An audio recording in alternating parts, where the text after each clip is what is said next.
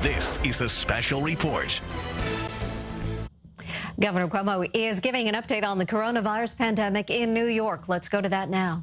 Friedman very much, who is the president of the National Press Club. Thank him for his hospitality and courtesy for having us here today. We are in Washington. I spent 8 years in Washington during the Clinton administration. I was Secretary of Housing and Urban Development, came down at the beginning of the Clinton administration, stayed until the end. Lived in Virginia. That's where I got my southern accent. Really southern Queens, but we had good discussions today, and we'll be heading back, but we wanted to do our briefing from Washington, so it was timely. And let's talk about some facts as to where we are. Number of hospitalizations in New York are dropping.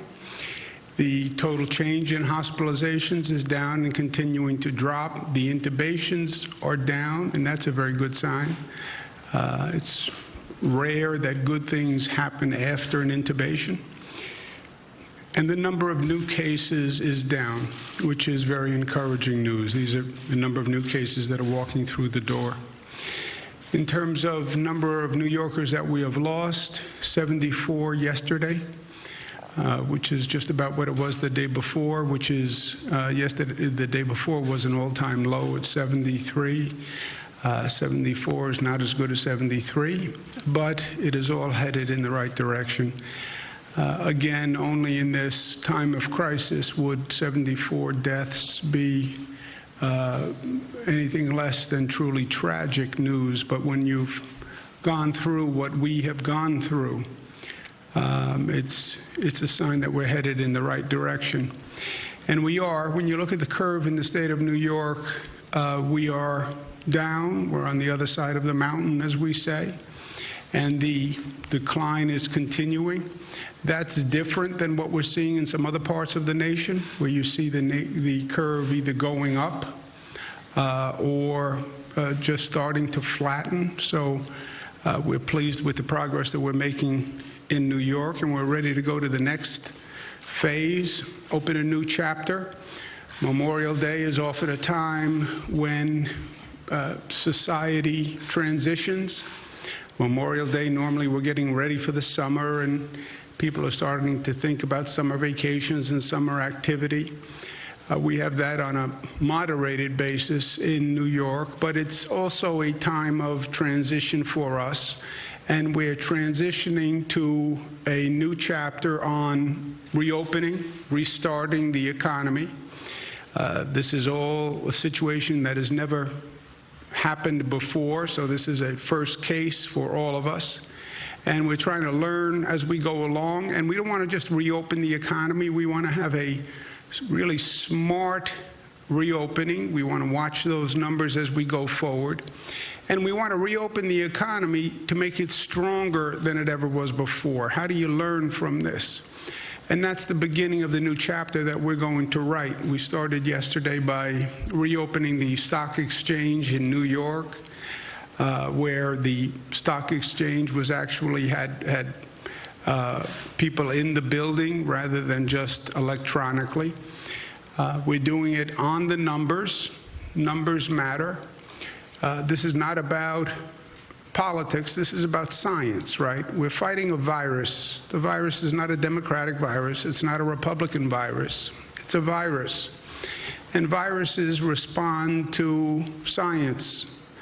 And science is about facts and about numbers. And that's how we're doing it. We're doing it on the metrics. We're looking at the hospitalization rate. We're looking at the death rate.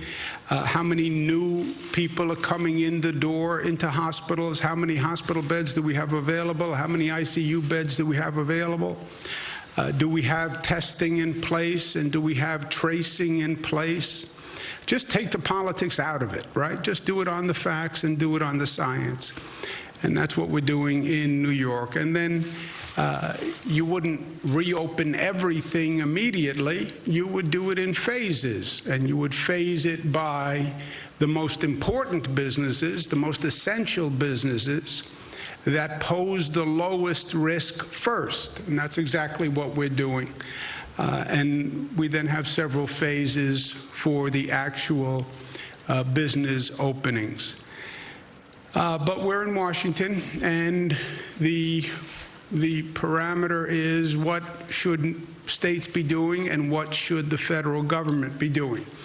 I understand that states are responsible for the reopening.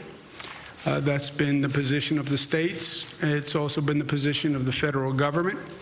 So states are doing reopening. States are responsible for testing. States are responsible for tracing. States are responsible for their healthcare system. States are responsible for the enforcement of all the procedures around reopening.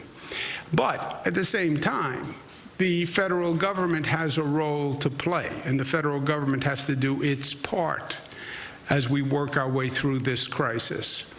And there cannot be a national recovery if the state and local governments are not funded.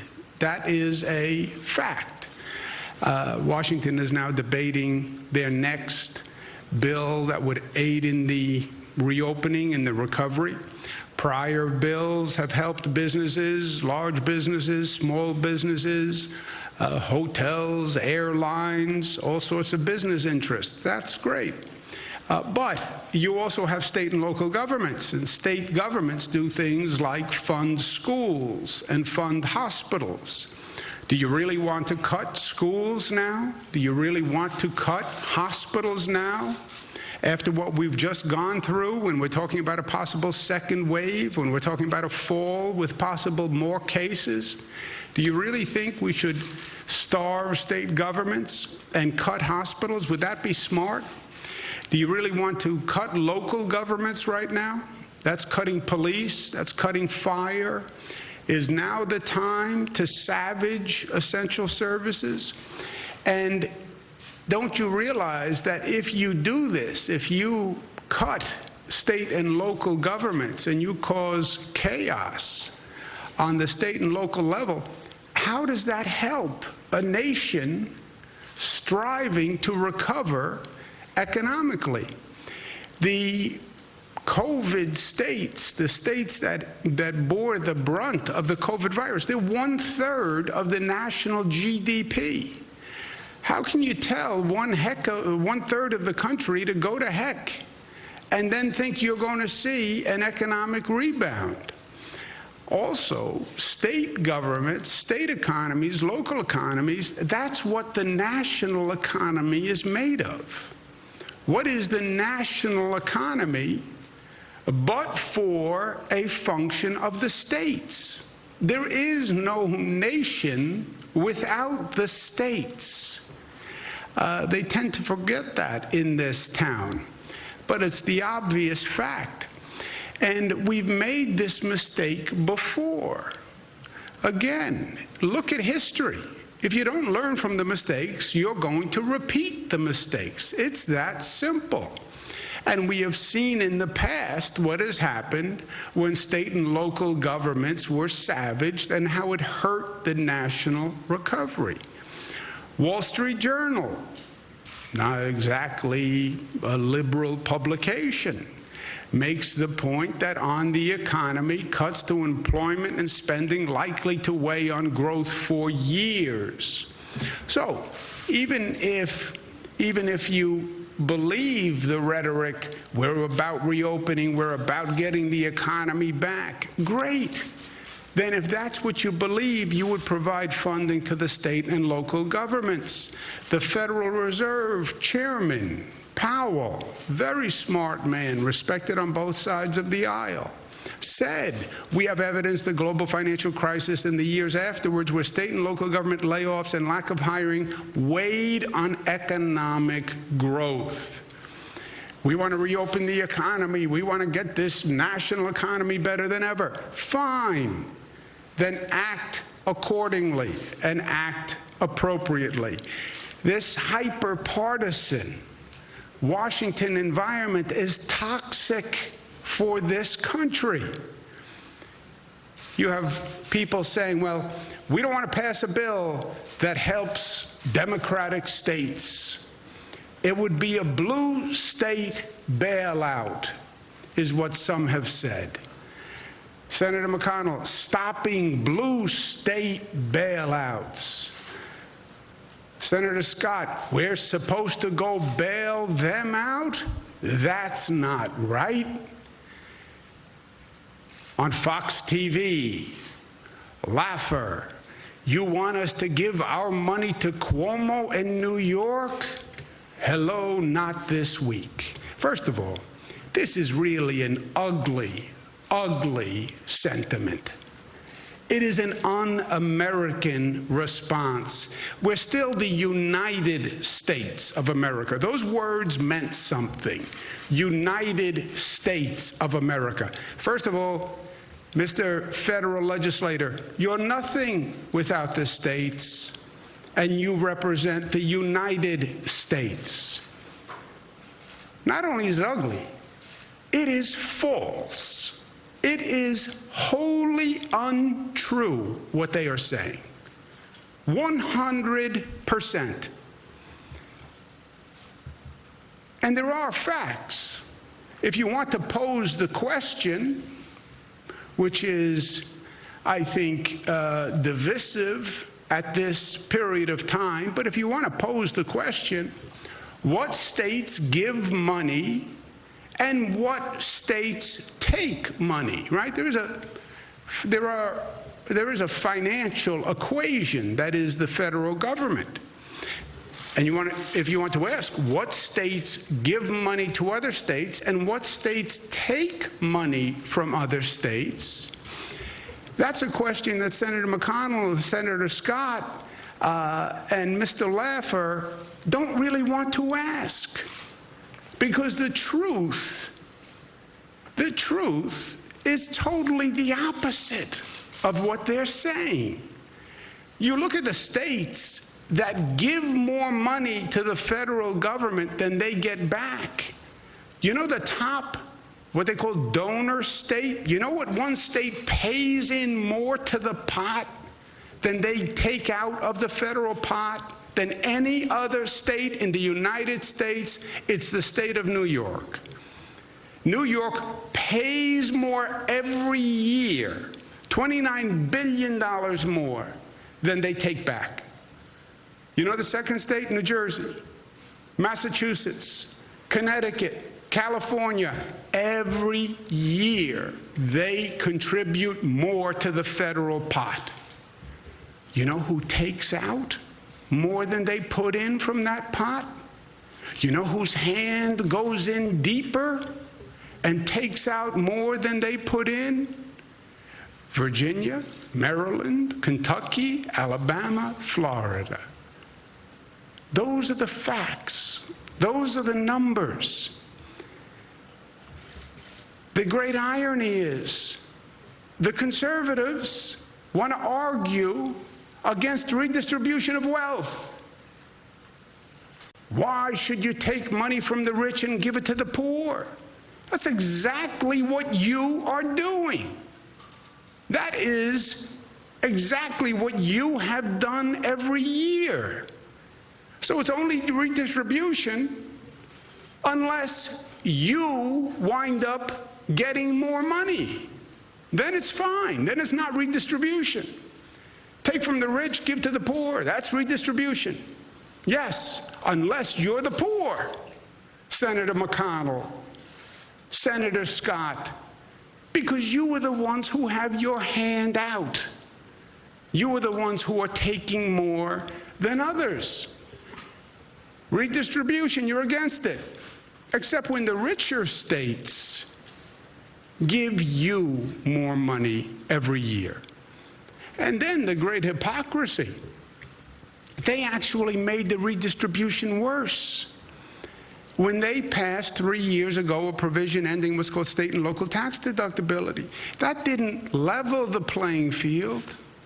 What they did was they took the states that were already paying more money into the federal government, the quote-unquote richer states, and they increased the money they were taking from the richer states. They took another $23 billion from California, another $14 billion from New York, New Jersey, Massachusetts, Illinois, Connecticut. The hypocrisy is so insulting. Because when you start to talk about numbers, there are still facts. And people can still add, and people can still subtract. And they know what they put in, and they know what they take out. And I know it's Washington, D.C., but the truth actually still matters. And Americans are smart, and they find out the truth, even in the fog and the blather of Washington, D.C. So my point to our friends in the Congress, stop abusing New York, stop abusing New Jersey, stop abusing Massachusetts and Illinois and Michigan and Pennsylvania. Stop abusing the states who bore the brunt of the COVID virus through no fault of their own. Why did New York have so many cases? It's nothing about New York. It's because the virus came from Europe and no one in this nation told us. We were told the virus is coming from China. It's coming from China. Look to the West.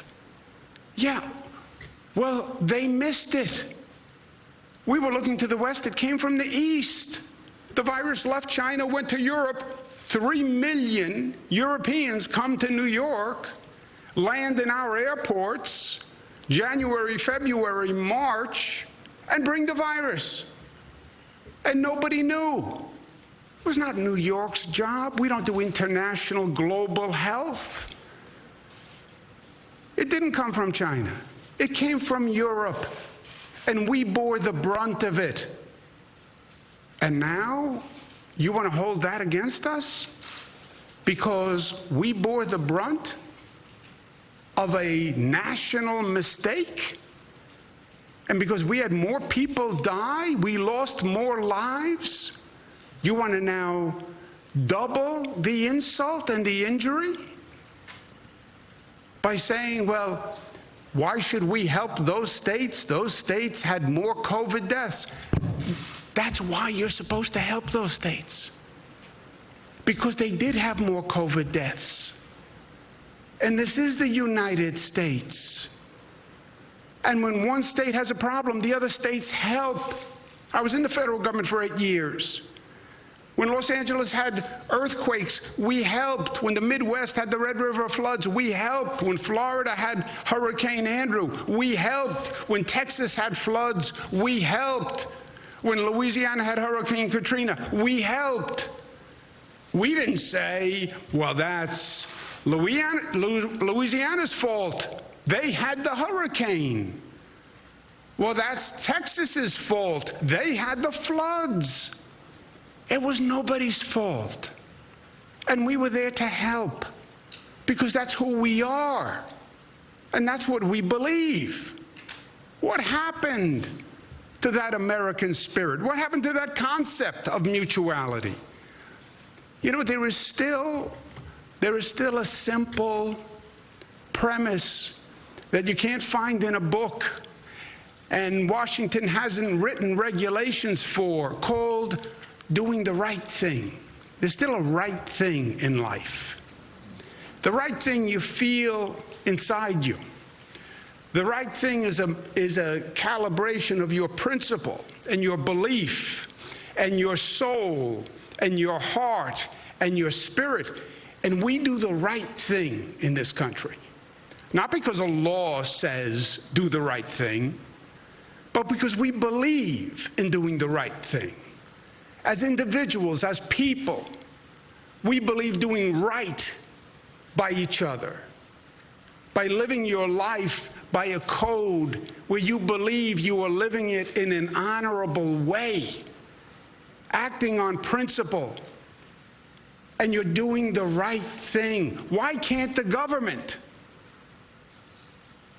why can't the Congress reflect the right thing principle that Americans live their life by? Pass a piece of legislation that is honorable and decent and does the right thing for all Americans. Why is that so hard? And if you want to talk about reopening the economy, then do it in a productive way.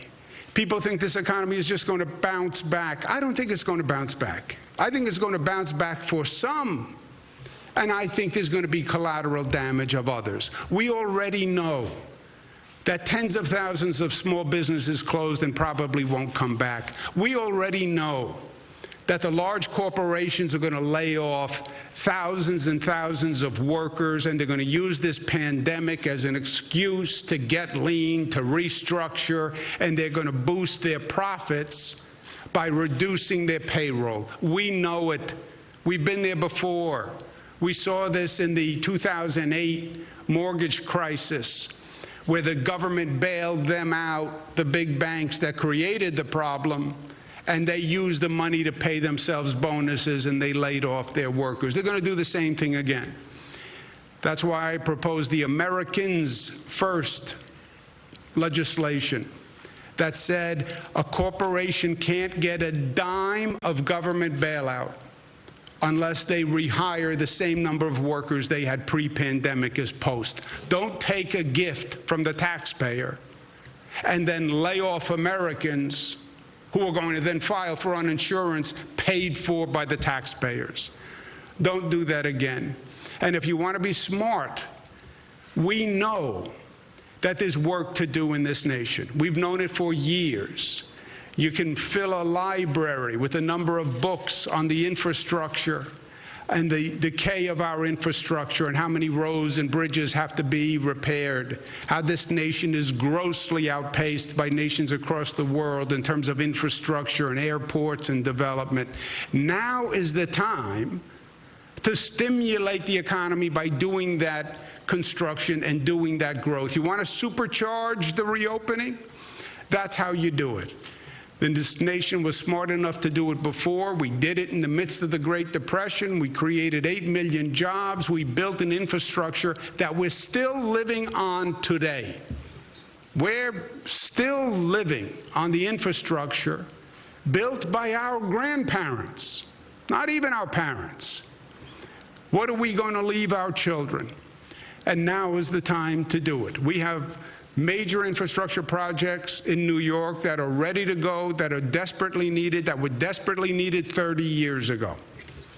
Build them now. Supercharge the reopening, grow the economy. That's what we would do if we were smart. You're not going to have a supercharged economy. You're not going to see this nation get up and start running again unless we do it together. That's states working with other states. That's a federal government that stands up and puts everything else aside. They were elected to provide good government. Nobody elected anyone to engage in partisan politics.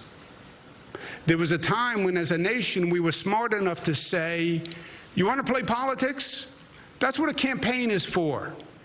Run your campaign against your opponent, say all sorts of crazy things. That's crazy campaign time.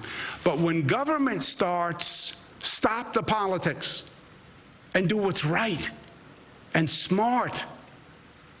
Don't play your politics at the expense of the citizens you represent.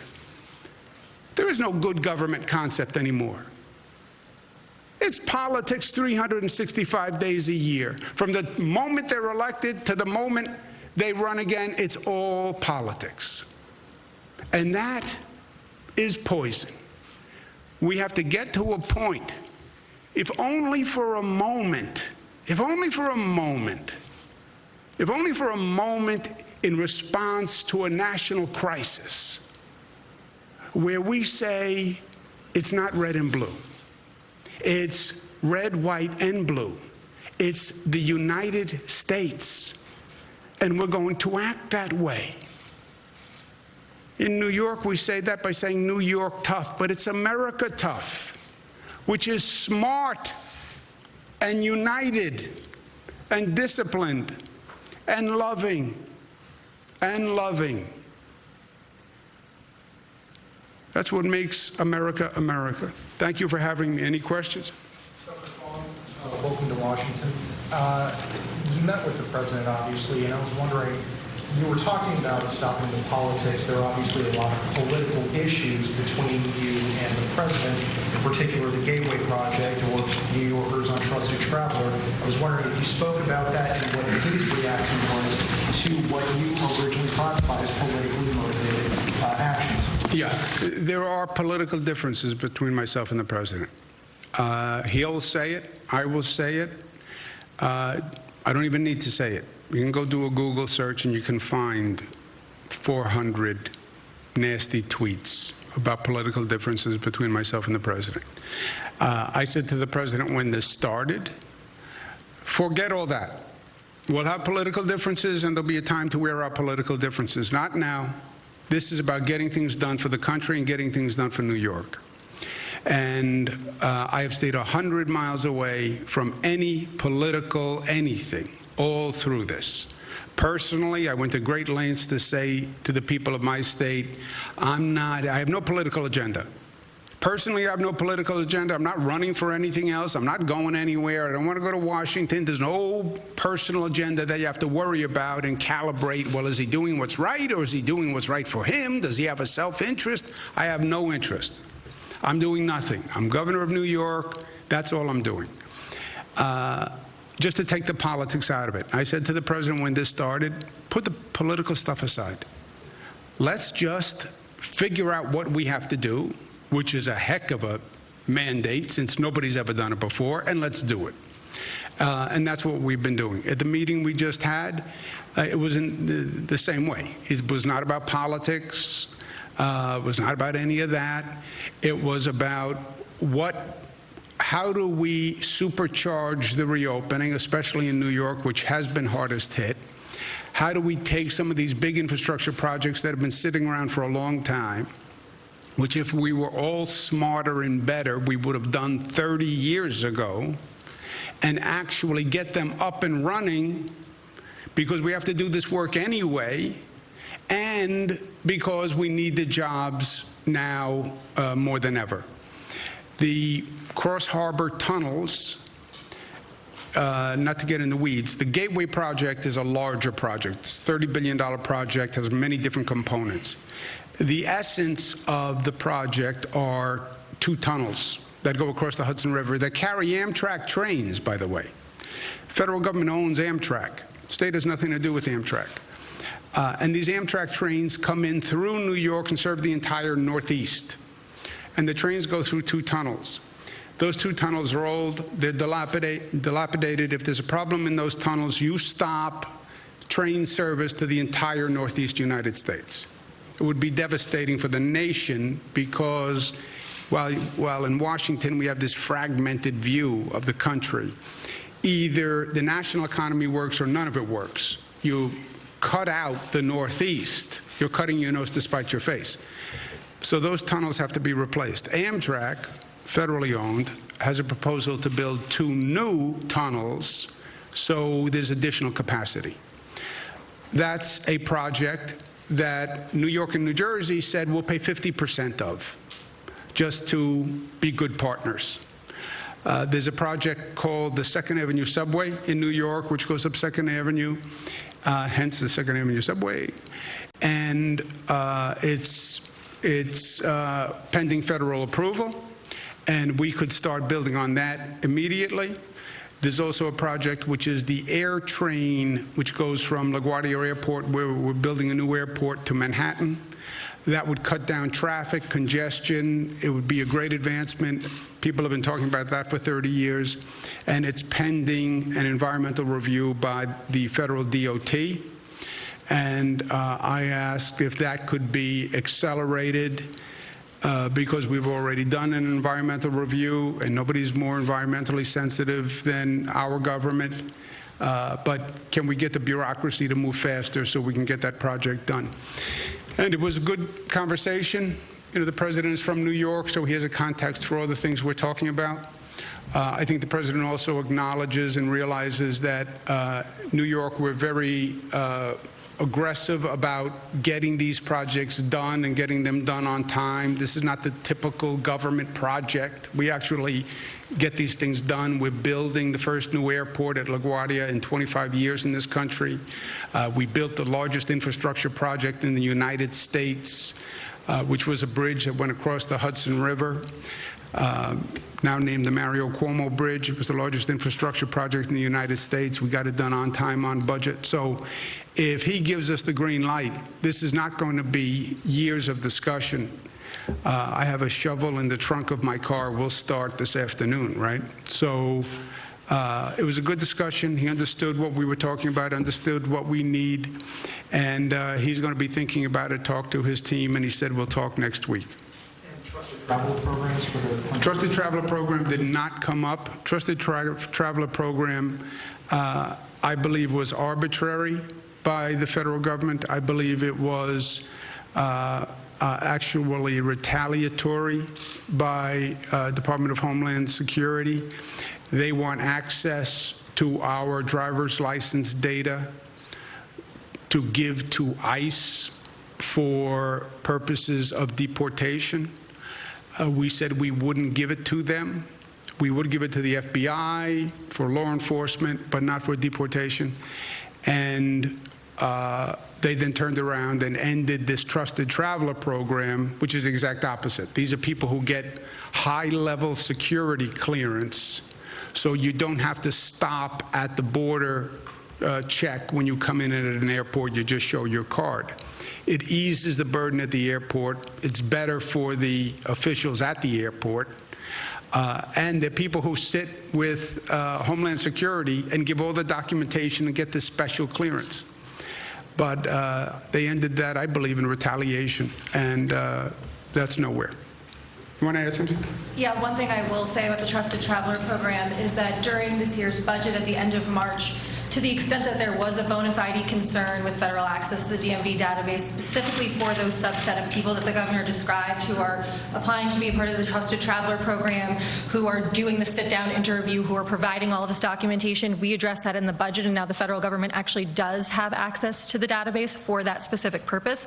So if that was really the reason that they were cutting us out of the Trusted Traveler Program, I don't believe that that is a bona fide reason anymore, and I know it's currently in litigation, but it's something our counsel's office is discussing with them.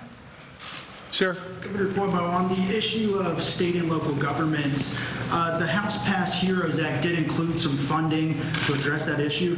Obviously, you know, we're held up in the Republican-controlled Senate. I'm just curious your message on that to Republicans. I know you went over that a little bit, but can you expand on that? And then number two, have you brought this up with President Trump, and what was the meeting like in terms of, you know, the aid for state and local governments? Yeah.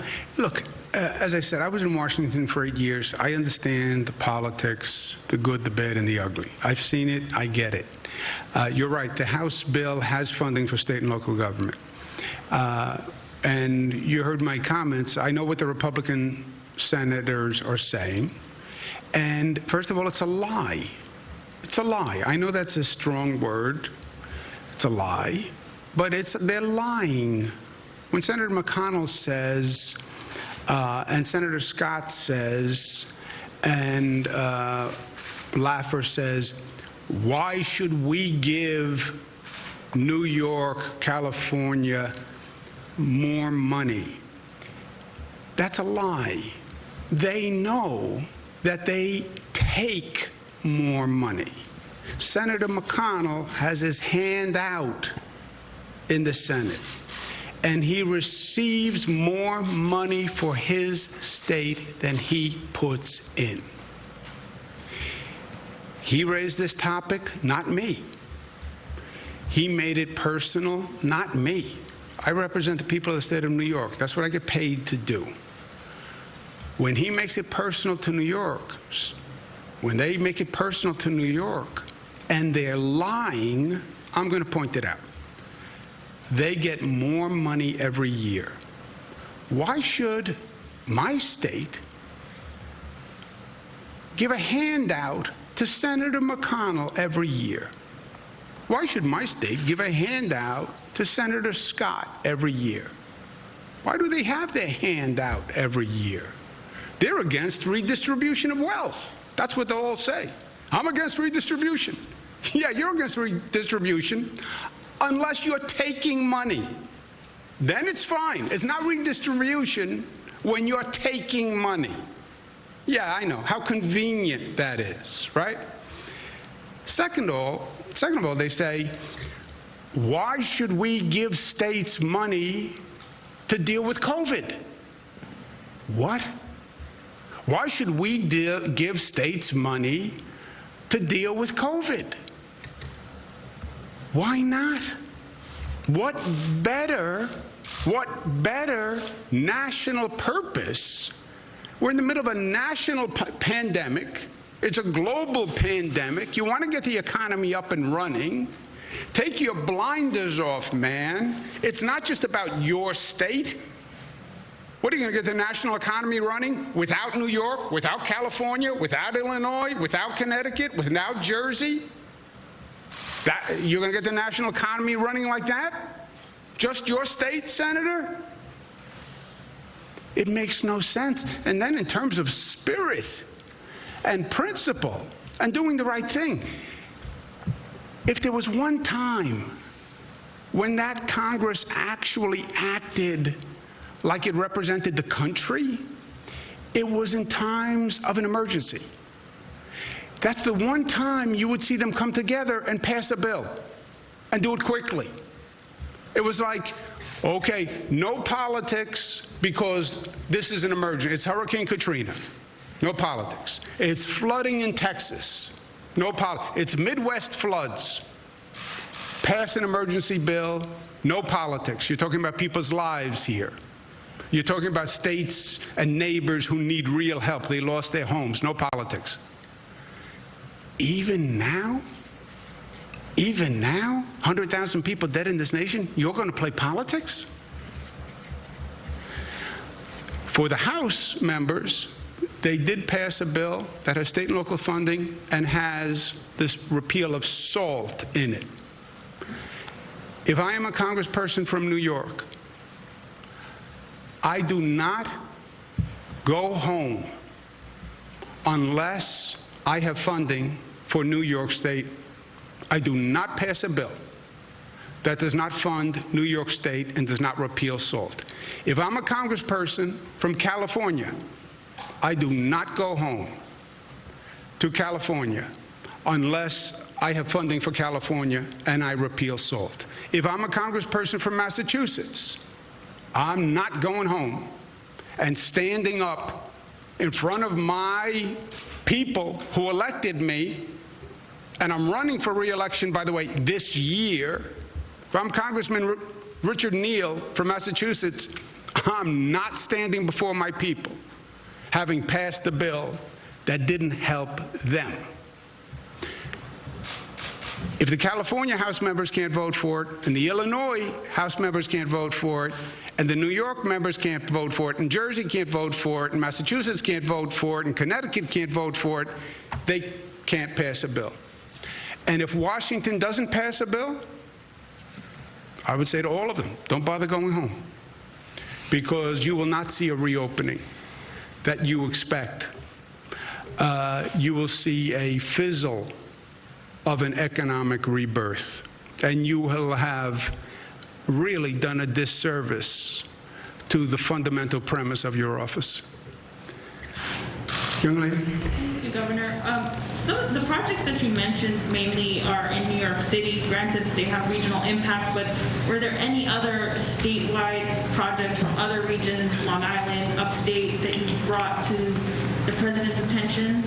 No, I didn't want to give him too long a list. I didn't want to seem too aggressive. I didn't want to seem like for the other people in the room that they could dismiss me as a quintessential New Yorker. Look how much he's asking for. He's asking for too much. So I kept it very limited. Was it because he's a New Yorker that you brought forward these projects? Maybe he's more familiar with. Yeah, and these projects are regional in nature. You know, what they call the Cross Hudson tunnels, that's not even New York. That's the whole Northeast. That's what's funny about these tunnels. These are not New York trains. They go from New Jersey to New York. They carry Amtrak trains. We don't have any trains that go through those tunnels. It's important for the whole Northeast because that is the main train route. And if that goes down, you don't have any Amtrak service to the whole Northeast corridor. Yes? Hi, Governor. New York Post. Last week you blamed the 5,000 nursing home deaths in New York on President Trump and his CDC guidelines. I'm wondering if you raised that issue with him today. No, but I never did that. I never did that. You said that anyone asking about nursing home deaths in New York and the state's policy should ask President Trump. No, what I said was this, yes. I said they want to play politics with this, right?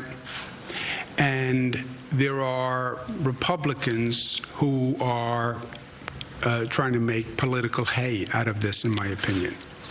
And what I said to the Republicans who were making this accusation, you have to find an accusation for it to work politically that you can make against a Democrat that is not a boomerang and comes back and affects the Republicans.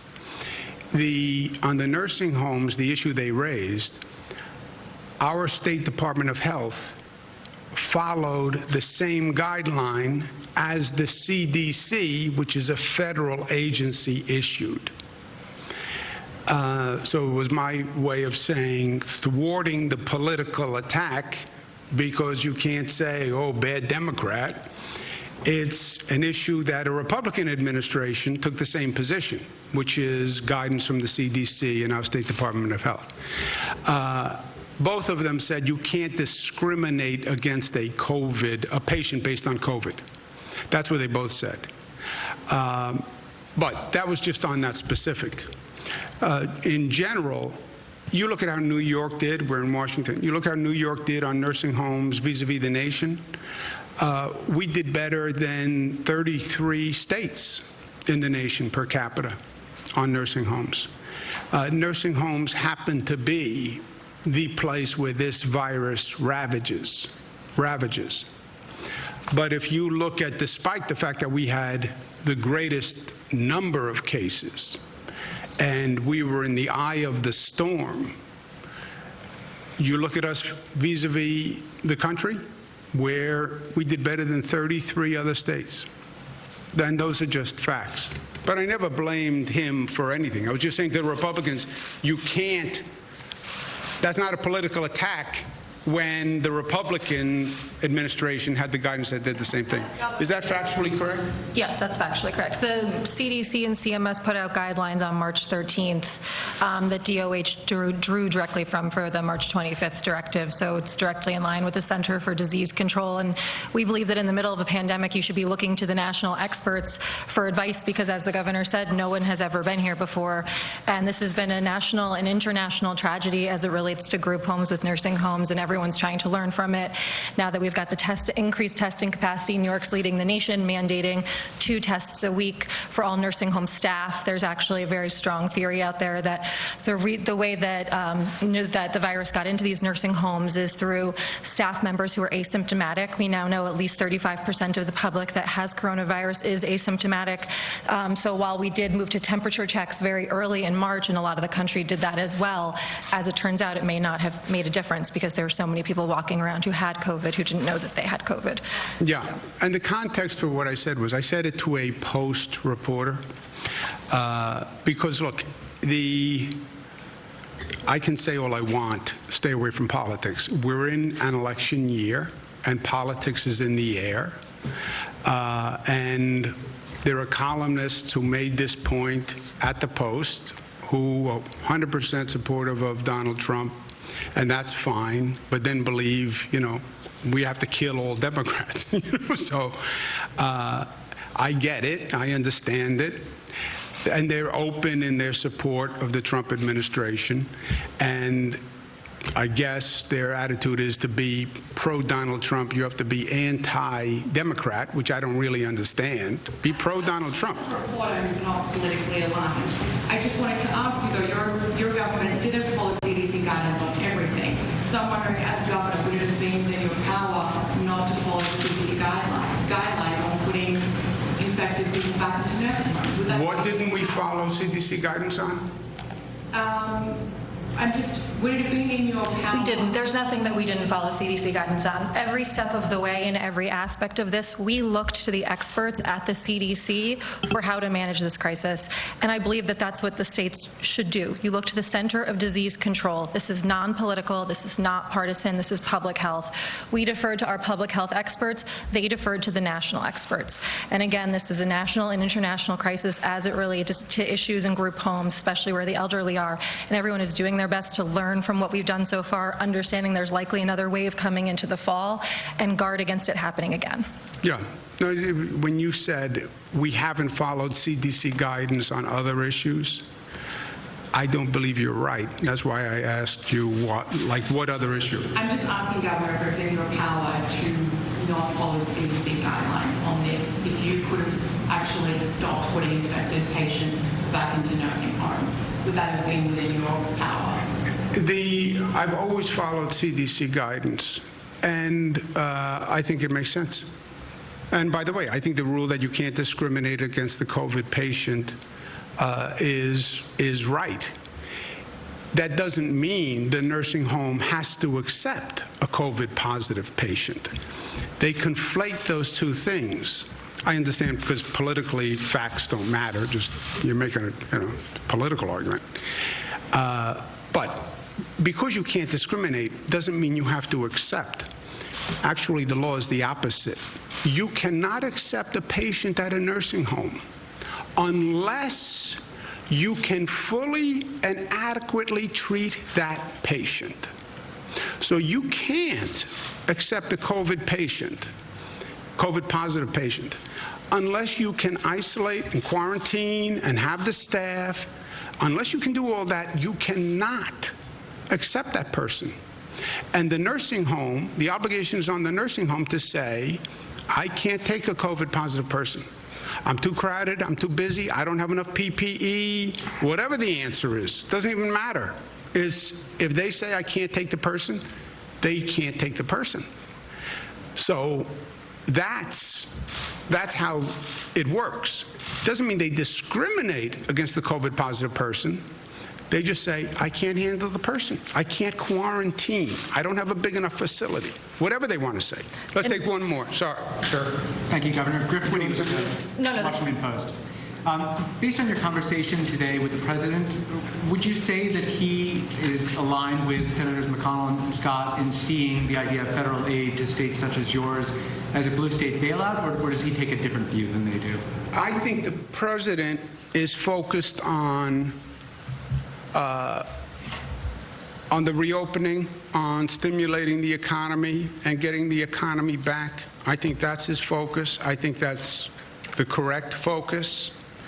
I think he understands that these are projects that need to be done. Look, when he ran for president, he spoke about a $1 trillion infrastructure program. That's what he spoke about. He's a builder. He's a developer, right? He gets it. And he believes in construction and development. It's been his career. And I think that's why he talked about it in the campaign. It just never happened. And it's not just him, by the way. Joe Biden talks about it, and President Clinton talked about it, and President Obama talked about it, and President Bush talked about it. None of them have gotten it done. So I think he gets it. He understands the projects we were talking about. The nice thing about these projects is it doesn't require any new legislation, doesn't require any, they've been in the pipeline forever, and his administration can just do it, and we can get it up and running. And to the extent that jumpstarts a larger conversation about infrastructure, which is something I think we need desperately. And look, here's my last point. You know you need to do large-scale infrastructure. When is there going to be a better moment in history to do it? You're spending billions, if not trillions of dollars to handle COVID and bring back the economy. At least build things that we can leave our children, like our grandparents did for us. Thank you for the hospitality. Pleasure. Does the president act any differently than in the past? Thank you, sir. You've been watching Governor Cuomo give an update on the coronavirus outbreak in New York. We're now returning to regular programming on CBS 2. For extended local news coverage, you can stick with our streaming service, CBSN New York. This has been a special report.